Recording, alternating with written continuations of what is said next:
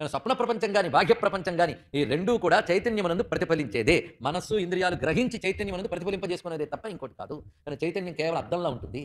ఏది వెళుతుంటుందో మారిపోతుంటుంది కానీ అది అలాగే ఉంటుంది. ఆ నిర్మలమైన తత్వం చెప్పడం కోసం, స్థిరంగా ఉంటుందని చెప్పడం కోసం నేను అద్దంతో పోల్చి చెప్పానన్నాడు. కనుక నా యొక్క నేను అనబడే స్వస్వరూపం ఎప్పుడు నిర్మలమైనదే. అది స్థిరంగా ఉంటుంది. అందుకే సత్ అది. కనుక నా యొక్క చైతన్యం స్థిరమైనది, నిర్మలమైనది. ఆ నిర్మలత్వం లేనిది, అస్థిరమైనది ప్రపంచమే. ఆ ప్రపంచము దీనిలో ప్రతిఫలించడం చేత ఇది అది భ్రాంతి చెందుతున్నాను. ఆ చైతన్యంలో ఇప్పుడు ఏది లేదు. కానీ ఏది గ్రహిస్తోందో అది నిర్మలమైనది, గ్రహింపబడుతున్నది అది కాదు.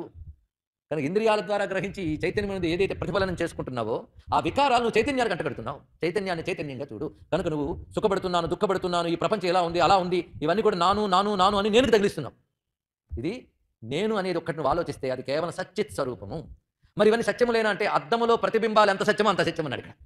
అద్దంలో లేదంటే టీవీలో కనబడినటువంటి బొమ్మలు ఏవి సత్యములు కావు, టీవీయే సత్యం. అదేవిధంగా ఆ చిద్రూపమైనటువంటి అక్కడ స్క్రీన్ అన్నట్టుగా చిద్రూపం అనుకుందాం. తేడా ఎక్కడంటే స్క్రీన్ జడము, ఇది చైతన్యము. ఆ చిద్రూపమైనటువంటిది. అద్దంతో ఎందుకు పోల్చానంటే నీటితో ఆకాశంతో పోల్చలేదు. ఇది నీరులో ప్రతిబింబాన్ని పట్టగలిగే దృఢత్వం లేదు, అది అస్పష్టంగా ఉంటుంది. ఆకాశంలో వీటన్నిటిని చూపించగలిగేటువంటి నిర్మలత్వము లేదు. ఆ కారణం చేతనే నేను అద్దంతో పోల్చాను. ఎందుకంటే నేననే స్వస్వరూపం యొక్క నిర్మలత్వము దేనినైనా ప్రకాశింపజేసే లక్షణము ఎప్పుడూ ఒకేలా ఉండడము. ఈ మూడు లక్షణాలు ఆత్మతత్వంతో అర్థం చేసుకోవడానికి చెప్పానే తప్ప మరి అద్దము ప్రతిబింబాలని మీరు మరీ ఉదాహరణలో నిలబడిపోకండి అని చెప్తున్నాడు. అద్దం ఎలాగైతే నిర్మలంగా ఉందో ఆ చిత్తు కూడా అటువంటి నిర్మలమైనది. అందులో ఎన్ని చిత్రాలు మారిపోతూ ఉన్నా ఆ మార్పు ఏది దానికి అంటది. అంతే కదండి. నల్లని చీకటిని కూడా మీరు స్క్రీన్లో చూడొచ్చు, అంత బ్రైట్ని చూడొచ్చు, విశాలమైన అడవులను చూడొచ్చు, ఇరుకు గదిని కూడా చూపిస్తాడు. కానీ ఆ ఇరుకుదనము కానీ విశాలత్వం కానీ దానివి కావు. అదేవిధంగా ఈ ప్రపంచం ప్రతిఫలిస్తున్న చిత్ స్వరూపము అద్దం వల్లే నిర్మలంగా ఉన్నది, అది స్థిరంగా ఉంటుంది. దృశ్యాలు మారిపోతున్నా స్క్రీన్ అలాగే ఎలా నిలబడుతుందో ఆ చిత్ ఎప్పుడు స్థిరంగా ఉంటుంది. స్థిరంగా ఉంటే సత్ అంటారు.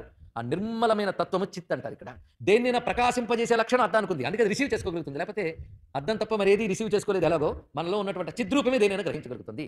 ఇప్పుడు నువ్వు నీ తత్వం అన్నప్పుడు ఉండడం, ప్రకాశించడం నీ అసలు స్వరూపం. ఉండడం, ప్రకాశించడం ఈ రెండు నీ అసలు స్వరూపం. ఈ రెండు ప్రపంచానికి లేవు చూడన్నాడు. ఎలాగండి? ప్రపంచం ఉంది కదా, ఉందని నీకు తెలిసినప్పుడు ఉంది, లేకపోతే లేదు. కనుక ప్రపంచం ఉంది అనే మాటలో ఉంది అనేది నీ యొక్క చిద్లక్షణం అది అక్కడ ఉన్నది, కానీ ప్రపంచం కాదు. అది ఉంది అనేటువంటి భావం నీ యొక్క ఆత్మతత్వం యొక్క స్వరూపం దాని మీద ఆరోపించాడు నువ్వు ఇక్కడ. ఆ చిన్న తేడా నీకు తెలియట్లేదు. కానీ ప్రపంచం ఉంది అనుకుంటున్నావు కనుక ఉంది అనేది ఆత్మతత్వం, ప్రపంచం కాదు. దేనిదేదో తెలుసుకో. ఇది ఎలాంటిది అంటే ఇనపగుండు బాగా కాల్చి వాత పెట్టేట, అప్ప గుండు కాల్చిందండి అన్నట్ట. గుండు కాల్చలేదు, నిప్పు కాల్చింది. అదేవిధంగా అబ్బా నిప్పు గుండ్రంగా ఉందండి అన్నట్టు. నిప్పు గుండ్రంగా లేదు, ఇనపగుండు గుండ్రంగా ఉంది. అంటే నువ్వు ఎక్కడ కన్ఫ్యూజ్ అవుతున్నావు అంటే నిప్పు లక్షణాన్ని ఇనపగుండుకు అన్వయించేసావు, ఇనపగుండు లక్షణాన్ని నిప్పుకు అన్వయించేసావు. ఈ రెండు కలియడం వల్ల. అలాగే ఈ ఉపాధి అయినటువంటి ఇంద్రియములు ఈ చైతన్యము కలిసిపోవడం వల్ల ఇంద్రియ లక్షణాలు దానికి ఆపాదిస్తున్నావు, దీని లక్షణాలు దీనికి ఆపాదిస్తున్నావు. కానీ నేను అనేటటువంటిది ఒక నిప్పు లాంటిది, అది గ్రహించు. ఇది ఇనపగుండు లాంటి శరీరం. ఆ నేననే చైతన్యం ఇనపగుండులో ఉన్నా ఇనపగుండు కాల్చలేదు. అదేవిధంగా ఈ చైతన్యం లేకపోతే ఈ ఉపాధి కూడా అటువంటిదే. కనుక కాల్చిన ఇనపగుండు చూసినప్పుడు నిప్పు యొక్క లక్షణం ఎలా తెలుసుకుంటున్నావో ఆ నిప్పు లాంటి చైతన్యం ఇనపగుండు లాంటి శరీరంలో ఉన్నప్పుడు ఆ నిప్పు లాంటి చైతన్యం నీ స్వరూపాన్ని గ్రహించు. అప్పుడు ఇనపగుండు వికారానికి లేవు. ఇది ఆలోచించవలసిన అంశం.